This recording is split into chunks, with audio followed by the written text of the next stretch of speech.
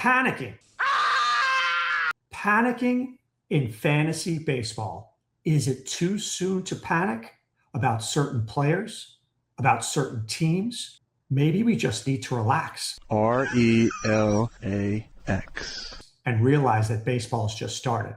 So I need you to subscribe to this channel. I need you to press the like button. And the office is open, my friends. Here we go. Get out the insurance cards, get out the co-pays. The office is open, my friends. Brought to you by DrRoto.com. It's panic room time. It's called a panic room. What do I mean by that? You know what I mean by that. Fantasy sports managers always panic early in the season.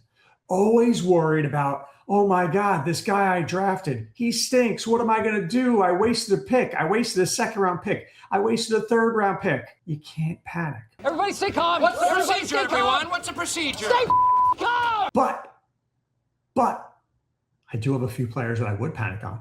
So let's go through them. First, I'm going to go through the don't panic. I'm not panicking about Cal Raleigh. Inner peace. Dude hit 60 home runs last year. Did you think he was going to hit 60 this year? Did you think that he was going to hit 70 this year? I thought he was going to hit 35. If he gives me half the season he gave me last year, I'll still be happy. I'm not panicking. Now look, they benched him. They benched him yesterday for Mitch Garver. But what did Cal Raleigh do? He came in, got the big single, drove in the winning run, game over. That's confidence for you. That's confidence. So you know what? I am not panicking about Cal Raleigh. Not at all. Not one bit. I'm not panicking about Josh Naylor either. We're going to be cool. What is he, like 0 for 19 on the season? You know what it always feels like with the Seattle Mariners? And I'm going to talk about another team in just a few seconds. Same thing. They always seem to start out the season slowly.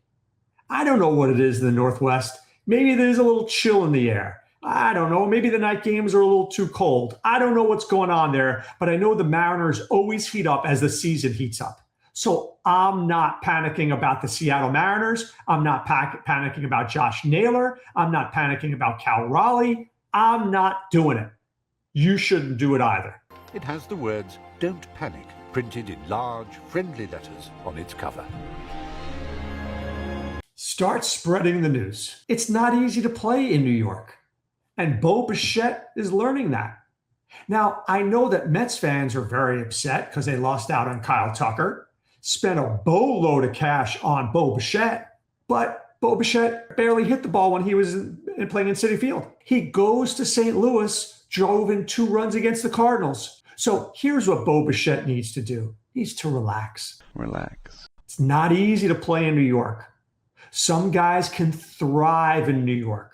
Some guys can't. We've seen it over the years. For every Reggie Jackson, there's a Randy Johnson. This is a name from the past. Ed Whitson. This guy couldn't find the plate when he was a Yankee. Jason Giambi could. So certain guys can make it in New York. Now, I think luckily, when you play for the Mets versus the Yankees, there's less pressure when you're playing for the Mets. Bo Bichette will settle down. Bo Bichette will hit. He's too good a hitter not to hit. So don't panic. Don't panic at all. I am not pressing the panic button. It's ice cold, no mistakes. Here's another guy, Didier Fuentes. We all loved him in spring training. We were all thrilled that the Braves brought him up, put him in the bullpen. What did they do? They gave him a good outing, and then they sent him down to AAA.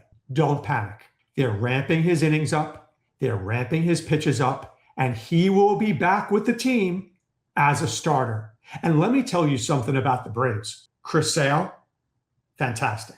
Fuentes, going to be fantastic. My guy, J.R. Ritchie, going to be fantastic. When they get Strider and Schwellenbach healthy, this Braves team is a team that you need to worry about. Those are 5 really good pitchers. And I didn't even mention Grant Holmes and Ronaldo Lopez. This is a team that's going to be really tough to beat the second half of the season. So keep your eyes on the Braves and don't panic about Didier Fuentes. Tell it to Jim! And finally, another team I wouldn't panic on, the San Francisco Giants. So once again, the Bay Area, a little cold out there, a little nip in the air. And then what do the Giants do the first weekend of the season? You got the New York Yankees. Yankees are one of the best teams in the league. The Yankees threw out Max Fried. Pretty good pitcher. They brought out Cam Schlittler. Dude is really good. So did you expect the Giants to be fantastic from day one? No. The Giants are like the Mariners. It's like the tortoise and the hare. They're the tortoise. Slow and steady, slow and steady. You got Devers. You got Chapman. You got Adames. You got Ramos. These guys are going to hit. These guys are going to be fine. You got Harrison Bader. They're going to be fine. Just let them be. Now, the problem is in that division, you got the Dodgers. So the Dodgers can get out to a 20-game lead before the Giants wake up. But I don't think the Padres are great this year. I know the Rockies aren't great this year. And I know the Diamondbacks aren't great this year. So the Giants will be in contention for a playoff spot. So don't panic. Inner peace. Now, I'm going to give you two guys and one team I would panic about. Houston, we have a problem. One, Carlos Estevez. I'm panicking.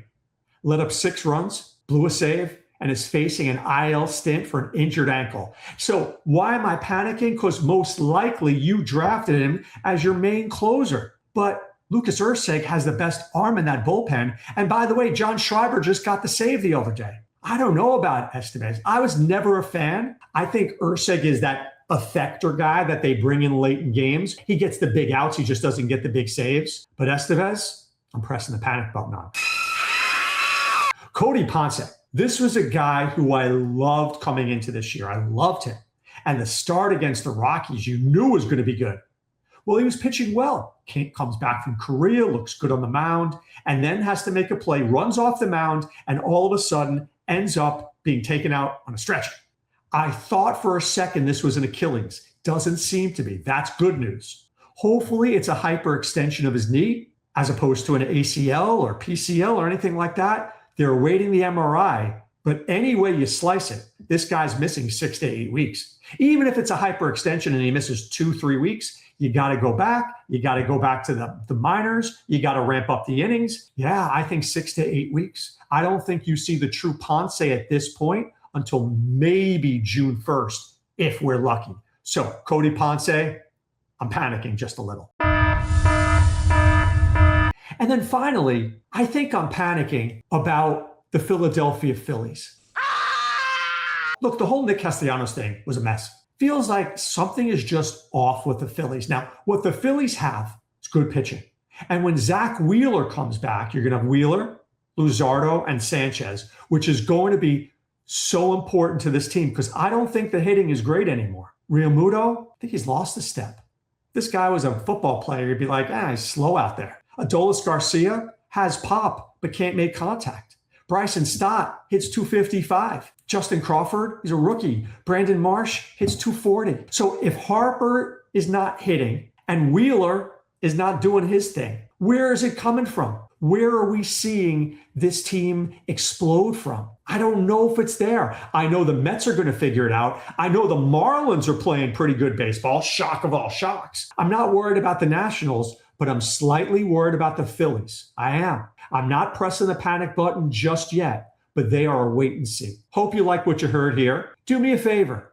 Hit that subscribe button, hit that like button, and check out what we're doing at drroto.com. We love doing it, and we're going to give you all the information that you need to win in your redraft leagues, your DFS tournaments, and your sports bets. This is Dr. Roto saying be well and take care.